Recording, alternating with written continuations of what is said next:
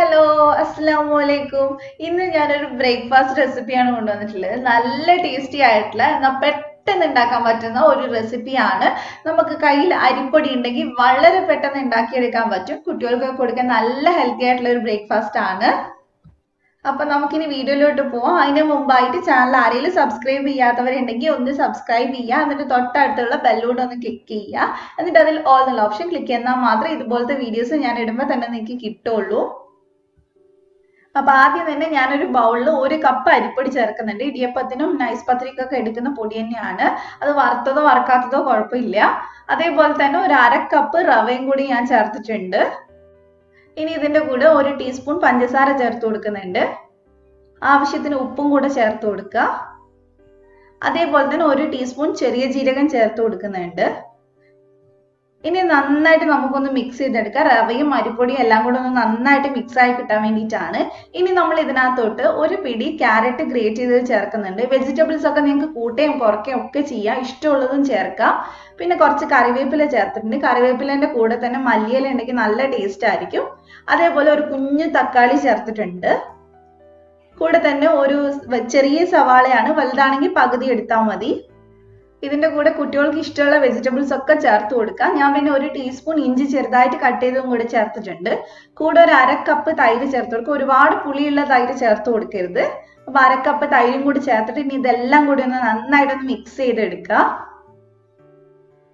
ഇപ്പൊ ഇത് നന്നായിട്ട് മിക്സ് ആയിട്ടുണ്ട്. ഇനി ഇതിനകത്തോട്ട് കുറച്ചായിട്ട് വെള്ളം ഒഴിച്ചിട്ട് ഒന്ന് കലക്കി എടുക്കണം. കുറച്ച് കട്ടിയായിട്ടാണ് നമുക്ക് വേണ്ടത്. ലൂസ് ആയിട്ടാണെങ്കിൽ നമുക്ക് കറക്റ്റ് ആയിട്ട് ഒരു ഊത്തപ്പം ഷേപ്പിൽ ഉണ്ടാക്കി എടുക്കാൻ പറ്റില്ല. അപ്പൊ കുറച്ച് കട്ടിയായിട്ട് തന്നെ ചെയ്തെടുക്കുക. കുറച്ചായിട്ട് വെള്ളം ഒഴിച്ച് കൊടുക്കുന്നുണ്ട്. അപ്പൊ അതെ ഇത് ഏകദേശം റെഡി ആയിട്ടുണ്ട്. ഇത് നമുക്ക് എടുത്തു വെക്കേണ്ട ആവശ്യമൊന്നുമില്ല. വേണ്ടവർ മാത്രം കുറച്ചൊരു 10 മിനിറ്റ് എടുത്തു വെക്കാം. ആവശ്യമൊന്നുമില്ല. എടുത്തു വെക്കുവാണെങ്കിൽ റവ കുറച്ച് കട്ടിയാവും. അപ്പൊ കുറച്ചുകൂടെ വെള്ളം ഒഴിക്കേണ്ടി വരും. അപ്പൊ ഉപ്പ് കുറച്ച് കുറവാണ്. ഞാൻ കുറച്ചും കൂടി ഉപ്പ് ഇട്ട് കൊടുത്തിട്ടുണ്ട്. എന്നിട്ട് ഒന്ന് മിക്സ് ചെയ്തെടുക്കുക. അപ്പൊ നന്നായിട്ട് ഇത് ഏകദേശം മിക്സ് ആയിട്ടുണ്ട്. ഇനി ഇതിനകത്തോട്ട് ഞാൻ ഒരു നുള്ള് അപ്പക്കാരം കൂടെ ചേർക്കുന്നുണ്ട്. സോഡാപ്പൊടിയും കൂടി ചേർക്കുന്നുണ്ട്. അപ്പോഴാണ് കുറച്ചുകൂടെ ഫ്ലഫി ആയിട്ട് കിട്ടുക. പിന്നെ അത് നിർബന്ധമൊന്നുമില്ല. വേണമെന്നുള്ളവർ ചേർത്താലും മതി. നന്നായിട്ട് മിക്സ് ചെയ്ത് എടുത്തിട്ടുണ്ട്.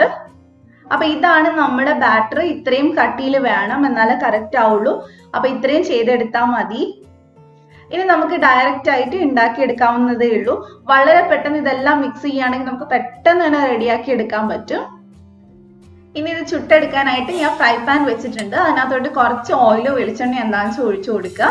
എന്നിട്ട് നല്ല ചൂടുള്ളപ്പോൾ നമുക്ക് ഇത് ഒരു കുഞ്ഞു തവി മതി ഒഴിച്ചു കൊടുക്കുക. എന്നിട്ട് പരത്തി എടുക്കാനൊന്നും പറ്റില്ല. വെജിറ്റബിൾസ് ചേർത്തുകൊണ്ട് ചെറുതായിട്ടൊന്ന് റൗണ്ട് ആക്കി എടുത്താൽ മതി.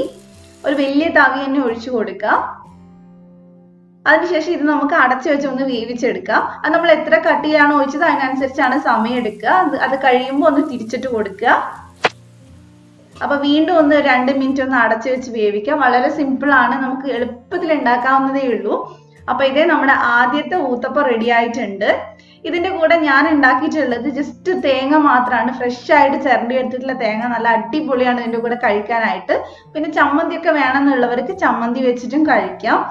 അതേപോലെ തന്നെ നമുക്ക് മീൻകറി ചിക്കൻ കറി ഒക്കെ കൂട്ടി കഴിക്കാവുന്നതേ ഉള്ളൂ. നല്ല ടേസ്റ്റ് ആണ് കഴിക്കാനായിട്ട്. അപ്പൊ അതേ അടുത്തത് ഞാൻ ഇതേപോലെ ഒഴിച്ചു കൊടുക്കുന്നുണ്ട്. നമ്മൾ ഒഴിച്ചു കൊടുത്തതിന് ശേഷം തീ ഒന്ന് മീഡിയം ഫ്ലെയിമിൽ വെക്കണം, അല്ലെ അടി കരിഞ്ഞു പോവും. അപ്പൊ അതേ എല്ലാം റെഡി ആയിട്ടുണ്ട്. നിങ്ങൾക്ക് എല്ലാവർക്കും വീഡിയോ ഇഷ്ടമായിട്ടുണ്ടാകുന്ന വിചാരിക്കുന്നു. എല്ലാവരും ട്രൈ ചെയ്യുക. ട്രൈ ചെയ്തിട്ട് ഫീഡ്ബാക്ക് പറയാം. നിങ്ങൾക്ക് റെസിപ്പി ഇഷ്ടപ്പെട്ടിട്ടുണ്ടെങ്കിൽ ഒന്ന് ലൈക്ക് ചെയ്യുക, ഷെയർ ചെയ്യുക, സബ്സ്ക്രൈബ് ചെയ്യുക. ഇതുപോലെ തന്നെ മറ്റൊരു അടിപൊളി വീഡിയോ ആയിട്ട് നമുക്ക് നാളെ കാണാം. ഇൻഷാ അല്ലാഹ്. Thank you for watching.